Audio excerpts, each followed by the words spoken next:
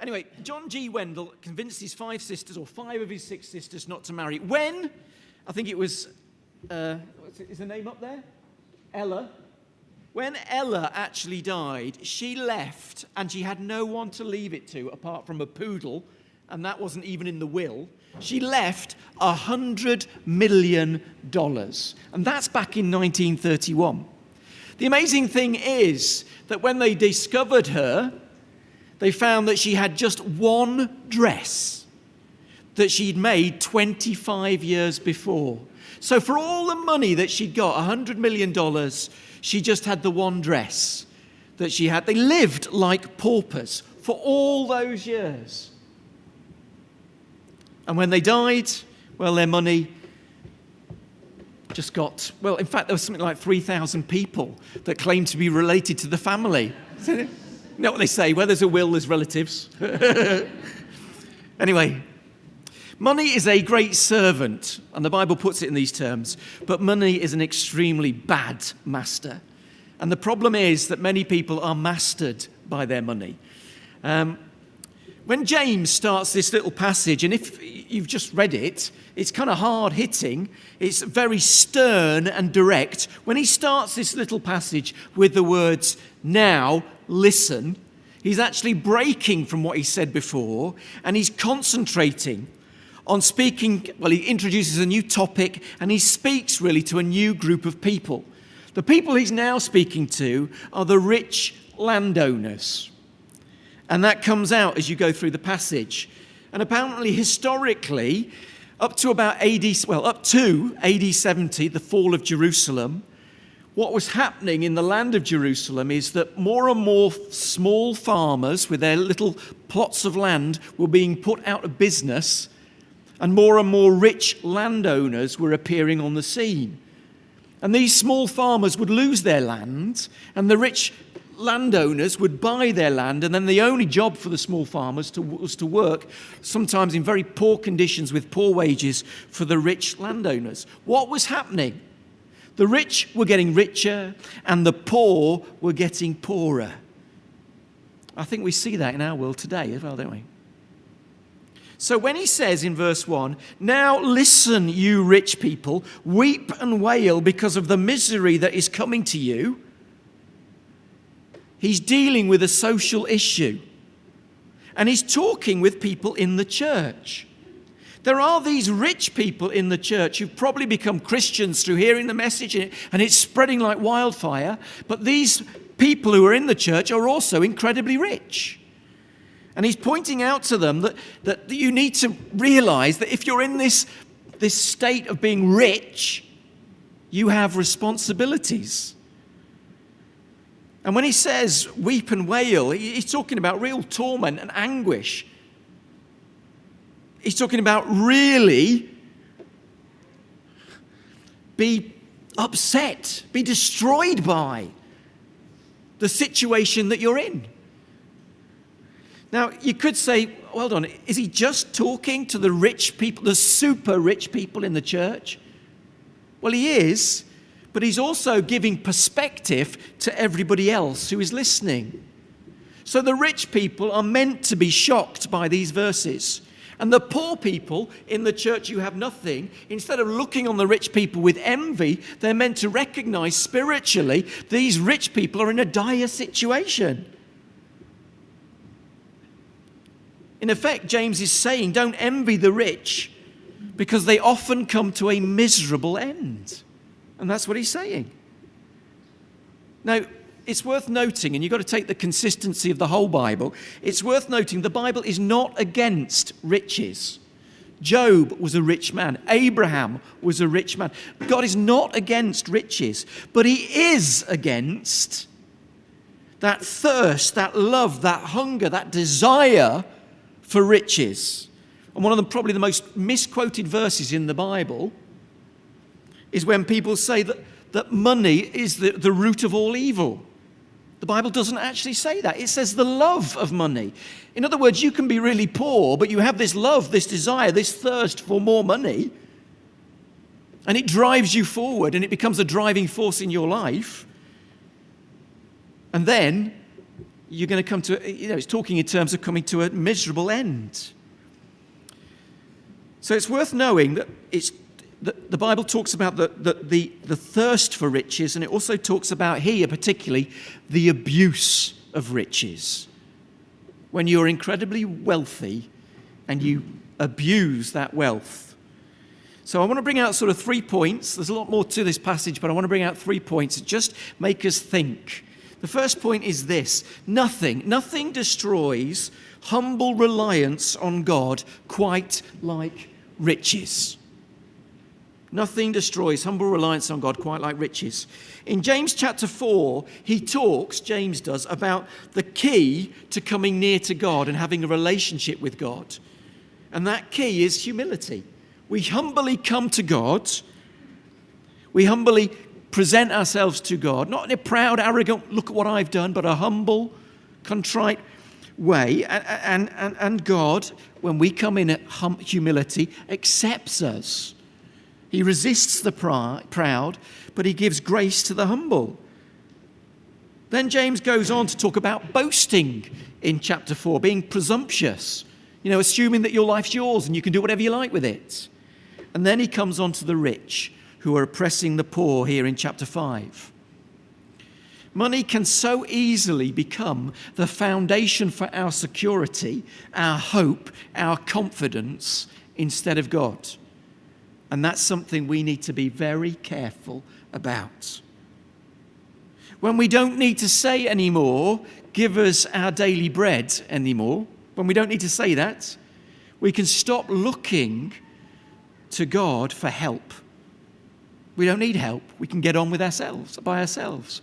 But actually the scripture tells us spiritually and physically, we absolutely are dependent on God, even if it's not with money. So it's worth considering. We may not be. This is something else that floods out from this passage, and I want to wander around, but I've got to stay here, haven't I? We may not be the super rich landowners that James is talking about here. We might not be the super rich, but we are the rich. We are. We are rich compared with other nations, and Stuart's just sort of brought this out. In South Sudan, for instance, if you consider the economy of South Sudan, we spend almost double as a nation on Netflix than the whole economy of that not little. In fact, that country that has something like 12 million people in it, 80% of the 12 million live on less than $1 a day.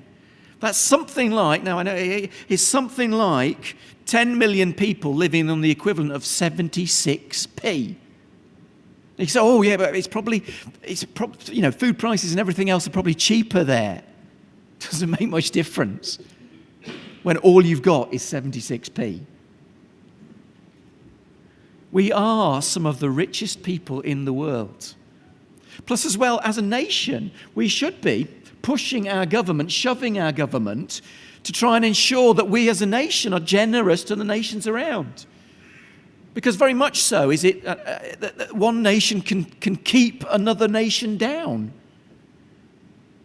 And we as a nation have been guilty of doing that.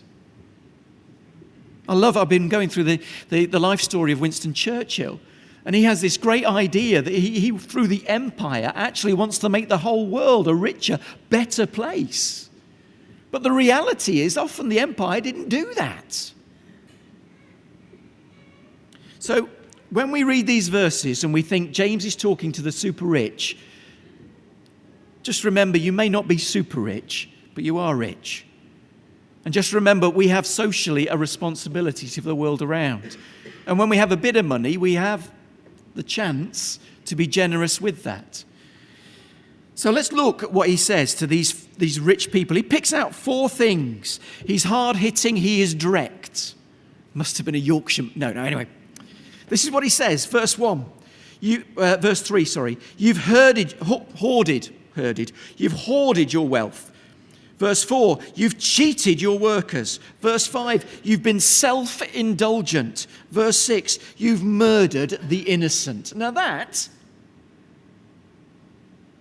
is a strong condemnation, isn't it? First of all, verse 3, you've hoarded, I can't even say, you've hoarded your wealth in the last days. James is kind of saying you are guilty of keeping everything for yourself, and you're guilty of doing it right at the end. In other words, if there's ever a time to give stuff away, it's when you're right at the end. Now, if James thought they were right at the end back then, we're even closer to the end now. I mean, he talks about in the last days. The last days are really the period of time from the resurrection of Jesus right to the end. It's the last period of history. There isn't another period of history coming out after this. The Bible talks in those terms. So here you are in the last chapter of the book, and you've hoarded your wealth. What is hoarding? Just think about it for a moment. At what point, and I find this difficult, at what point is actually a safe amount of savings, because you don't want to be silly with your money, and we're meant to be good stewards. At what point is a safe amount of savings hoarding?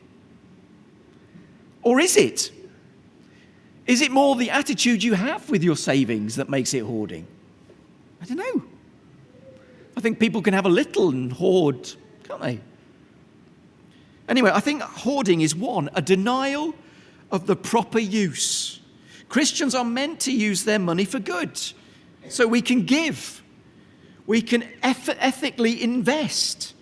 We can be a fair boss at work, giving fair wages for the people that work for us. We can support good businesses. I think sometimes, I don't know if you've ever looked into your pension plan, but you might be horrified at what they invest in. It's worth looking at what your pension plan invests in and saying, well, actually, I want to invest in things that are good. I want to invest in things that promote good values, that pay fair wages, that look after people.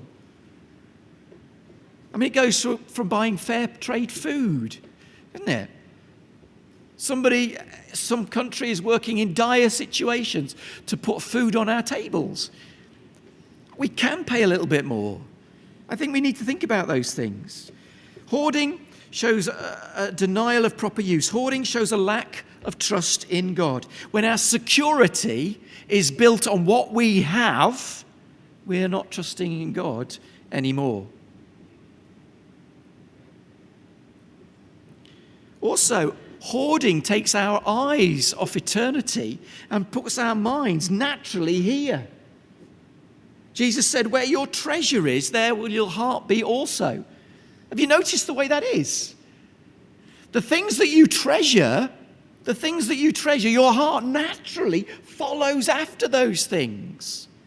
So actually, there's a wisdom ensuring that you are treasuring the right things, because your heart will naturally go after that treasure. So if you're investing in eternal things, that's not to be silly with current, but if you're investing in eternal things, then your heart will be eternally thoughtful. I find it interesting. We're meant to be giving people. We're meant to be generous people. I think we, as Christians, we've been touched by generosity in such a way that we should also seek to be generous with others. There's two types of giving, I think.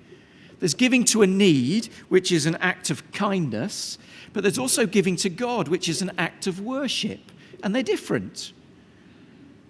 I think when you give to a need, the amount you give is really important. Actually, when you give to God, it's not the amount you give that's important, it's the attitude in which you give it. The antidote, I think, to hoarding is to understand what Paul meant when in 2 Corinthians chapter 9, verse 7, he said, God loves a cheerful giver. It's not natural that the more you have, the more cheerfully you give. Actually, often the cheerful giver is the one with the less. It's interesting, isn't it? But as Christians, we should do both. We should give to causes. We should give to God. We should be generous. Now, that's not to be silly and give away what we haven't got, or not to put ourselves in a situation where we're in dire straits. But it's to understand that we want to give. I want to give all I can, having that sort of attitude. So hoarding is just the start of the charges that James brings against these people. The next thing he says is the wages you failed to pay your workers who mowed the fields are crying out. The workers have done their work. At the end of the day, they expected their fair pay. It might be because you've made excuses or for whatever reason, or maybe you just had the power to turn around and say, I can't be bothered. So you didn't pay them. And then he says against these people as well, these super rich, he says in verse 5, you have lived on earth in luxury and self-indulgence, which immediately goes back to the parable. Although, was it a parable? Because it's the only time that Jesus mentions people or gives names to people. And he never calls it a parable. The story of Lazarus and that rich man. Luxury and self-indulgence. It's kind of grotesque. It's repulsive. It's vile, having such wealth. It's like scoffing a banquet surrounded by starving people. That's the kind of picture he wants to present. And then this final accusation is this. You have condemned and murdered the innocent one who was opposing you. It's interesting, those words, I think, have a double meaning. The rich have, by their actions and by their greed, condemned and murdered the poor in society. Poor people have died of hunger and disease. They haven't had the medical care and attention they needed. And that is one aspect of what he says here. But the way he words it goes further. You have condemned and murdered the innocent one. James is reminding us about the innocent one, the righteous one, Jesus, who was condemned and murdered.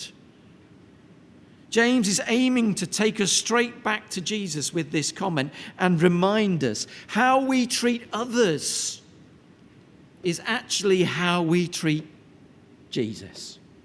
That's a big thing that's coming out here. How we treat others is actually a big part of how we treat Jesus, especially Christian brothers and sisters. And that's weaved into this. So what are we meant to do? As we read these verses, we may say, oh, it's not for me, I'm not the super rich. But in a way, we are part of the rich. What are we meant to do? Instead of hoarding, we are meant to be generous. The big issue seller, the wells in Africa, the Tear Fund, are building lives and businesses for poor people. We're meant to be generous. What are we meant to do? Instead of cheating, we need to ensure that we are fair, absolutely fair. In fact, better than fair. What are we meant to do? Instead of being self-indulgent, we're meant to be moderate. We're meant to be thoughtful of others. What are we meant to do? Instead of hammering the poor, we're meant to stand up for the poor. We're meant to stand with and stand for the poorest in society. These wealthy landowners who were now Christians hadn't recognized that their lifestyle needed to change to suit their faith. And that's what needs to happen for all of us. Our lifestyle needs to change to suit the faith that we have. I'm going to be honest, I'm like this. I think most of us prefer to change our thinking to suit our lifestyle than to change our lifestyle to suit our thinking. Do you follow that? There's an old comment. The last part of a person to get converted or become a Christian is actually their wallet. I think that's very true, isn't it? The last part of a person to become a Christian is their wallet. I think one of the biggest things you see when someone's become a Christian, this attitude of wanting to read the Bible, this attitude of wanting to meet with other people, this attitude of wanting to put right things that are wrong in the world around, an attitude of wanting to give. John Wesley, the preacher who used to go all over the countryside preaching the message in the early days of the Methodist Church, he used to say this, he used to say, earn all you can, give all you can, save all you can. It's great, isn't it? So he's not saying, oh, don't worry about, earn all you can, so that you can give all you can, so that you can save all you can. And in today's generation, it's actually kind of, I think all of that goes, well, nobody thinks in those terms. It's just spend all you can. We're even good at spending money we don't have. Earn all you can, give all you can, save all you can. Nothing destroys humble reliance on God quite like riches. And then this little next section. We've got time. We're running low on time. We did start late. So the next section. God keeps a watchful eye on social injustice. Look what he says in verse 3. Their corrosion, the corrosion of their wealth, testifies against you. Your wealth has corroded and it testifies against you. What else does he say in verse 4? The wages you fail to pay your workers cry out against you. What does he say in verse 4? Goes on. The cries of the harvesters have reached the ears of the Lord Almighty. What is he saying? He's saying your wealth, the wages you didn't pay, the cries of your workers, God hears all of those. In fact, a number of times in the Bible, it uses a phrase like crying out. So when Cain murdered Abel, right back in Genesis, when Cain murdered Abel, we're told that Abel's blood cried out. Injustice shouts out to God, the God of absolute all-knowing justice. In fact, if you go through the Bible, you see over and over again God's desire for a fair society. In the books of Moses, the poor were provided for. In the laws that were given to Israel. In the Psalms, like Psalm 82, we're told that the weak and the fatherless we should stand up for them. In the prophets like Isaiah, in Isaiah chapter 1, he basically says, look, there's no point you bringing your sacrifices and your offerings while you're involved in all this injustice. And then Jesus, when he came, he talked in terms of social justice. Yes, he talked in terms of being fair and right with what we have. The early church was marked out by that. The early church were known for sharing their wealth. People sold fields and land and gave it to others so everybody had something. The early church was also known in a time when if you didn't want a baby, you could just put them outside onto the street and leave the elements to kill them off. The early church was known for going round and collecting up these babies and bringing them up. In many cases, the babies were already dead by the time the church found them, and they gave them decent burials. Amazing, isn't it? What's happened? They have been touched by the teachings of Jesus. They know that God sees the injustice. So when we see so much injustice in the world around us, we can know as Christians, one, God sees it all, and God will ensure that every injustice is fairly paid for, put right, which is both frightening and reassuring. It's frightening because sometimes we're involved in the injustice. It's reassuring because it means that nobody gets away with anything in God's eternal kingdom. With God's power and wisdom, nobody gets away with anything. So let's make sure that we never separate our actions from our faith. Because God sees our actions, and we need to be more than fair in the world around, in what we do. And then the final thought is, and this appears so many times in the Bible, it appears here again, lasting investments are the only investments worth making. When he talks to the rich here, he says this, your wealth has rotted, in verse 2 and 3, and moths have eaten your clothes. In some cases, it's kind of past tense. Your gold and silver corroded. James is making the point that their wealth has already slipped through their fingers. It's rotted, it's eaten away, it's corroded. It's wealth that by its very nature you just cannot keep. He's trying to make this point that you've done all these terrible things to gain something that really is never worth having. Did you ever play on the beach? Build glorious sandcastles?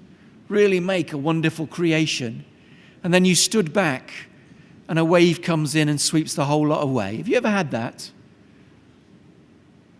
That's what's talking about in these terms here. Your gold and silver are corroded. Their corrosion will testify against you, and eat your flesh like fire. I mean, that isn't soft and gentle, is it? He's really telling you how it is. It's frightening force that James puts over here. All you've done, all you have, and what does it do? It testifies. It's a witness for the prosecution. That's what he's saying. And James really drives the point home here. And I don't know about you, but I wouldn't have dared to write this in a letter. But he drives if he hasn't already forcefully made his point, he then says in verse 5, you have fattened yourself in the day of slaughter. What a picture to present. Picture the pig at the farm, greedily pushing his way to the front of the trough, pushing all the animals out of the way, greedily getting all the food he can get. And the bigger he gets, and the bigger he grows, the more he pushes his weight around, the more he forces everybody out of the way. Until one day the farmer stands on the end of the barn and looks in and thinks, "Ooh, that pig looks tasty." And then everything he's fought for has just brought the day that the butcher arrives closer. It's like playing Monopoly. I mean, I love a game of Monopoly, I really do. It's like playing Monopoly and you're really into the game and you play with I mean, maybe it's just me that plays this. I play with such a desire to win that you lose the friend across the table. You destroy them. And then when you actually are putting it all back in the box, because let's think about it, pretty much all life goes back in the box.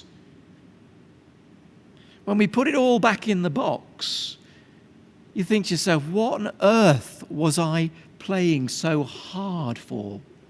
It was just a game. It'd be great if you could take the Monopoly money down to the chip shop and pop it into the bank, but you can't. It'd be great to say to the man at the local shop, Heron or whatever it is, I own Mayfair. But you can't. You've just got a little bit of plastic and some paper money that means nothing. And in a way, James is bringing that hard-hitting point home. These super rich people, and we don't have to be super rich to live this way, these super rich people have lost all perspective. There's an eternity. There's a God. Where does James get these ideas from? I think he's building on the words of Jesus when Jesus said, what good will it be for someone to gain the whole world and yet lose their own soul? You may never gain the whole world, but you may gain your chunk of the world. But what does it matter if you lose your own soul? To sum up, nothing destroys humility or humble reliance on God quite like riches. To sum up, God keeps a watch on social injustice. God sees it all. To sum up, lasting investments are only investments, the only investments worth making. I think the big idea, if you're looking to invest, is will it last? That's the big idea. James here is urging us to be generous with what we have. He's urging us to be fair and just with how we live. Not because we win God's approval by doing that. We don't. But for the Christian, if they know that they already have God's approval, and if they know that actually what's in this world does not matter hardly anything in comparison with what is in the next world, the Christian lives with a different perspective. It's not just that God approves of me. He has made me his son. It's not just that God approves of you. He's made you sons and daughters, co-heirs in Christ. He's done that for us. We are spiritual billionaires. We are. And we want others to know what it means to be spiritual billionaires. So actually we can be generous with what we have now. We can invest wisely in what we have now. We don't have to kill and destroy to build up our own little castles, our own little piles of wealth.